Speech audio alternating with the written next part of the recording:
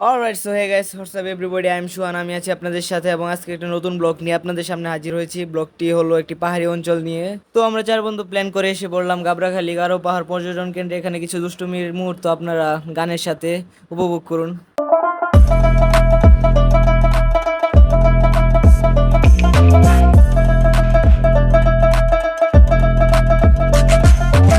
So কথায় ফেরা যাক, এই যে আপনারা বেঞ্চটি দেখতে পাচ্ছেন, এটি একটি পুকুরের সাথে খুবই একটি মনোরম পরিবেশের মাঝখানে রাখা। তো এখানে বসে আমরা বন্ধুরা অনেক সময় কাটাই। 4 নম্বর বন্ধুকে আমি দেখাতে পাচ্ছি না কারণ সে ক্যামেরা হাতে। সো আপনাদের সাথে আরেকটা দৃশ্য শেয়ার করা দরকার, যেটা আমরা বাসায় খেয়েছিলাম, কাঁঠাল এবং আম।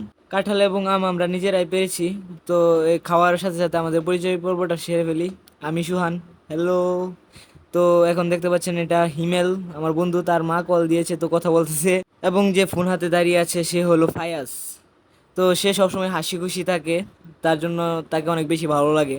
এবং আমাদের আরও কিছু ফ্রেন্ড ছিল, হামিম, অদ্বয়, তাদের আমরা নিয়ে আসতে পারিনি, তার জন্য দুঃখিত।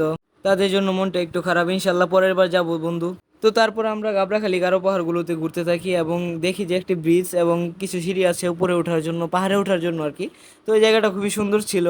তো আমরা পাহাড় ঘোরার পরে চলে যাব গাবড়াখালী গারো পাহাড় পর্যটন কেন্দ্রের ব্রিজে, মানে এই ছোট একটা বিল, সেটার উপরে একটা ছোট একটা ব্রিজ।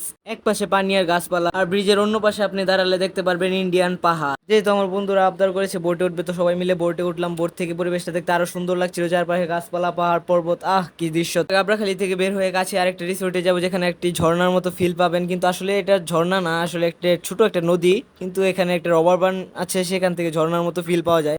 এখানে কিছু সময় কাটিয়ে আমরা চলে যাব একটি নিরিবিলি পরিবেশে, যেখানে বসে একটি শান্তির বাতাস খাওয়া যায়। তো এই সেই জায়গা, দোলনায় বসে আপনারা ইন্ডিয়ান পাহাড়ের ফিল নিতে পারবেন এবং বাতাস খেতে পারবেন। এই জায়গার লোকেশন আমি কমেন্ট বক্সে জানিয়ে দেবো। এবং আমি এখন আমার ভিডিও শেষ করে দিচ্ছি কারণ আর লং করবো না। আবার দেখা হবে নতুন ভিডিওতে। আল্লাহ হাফেজ।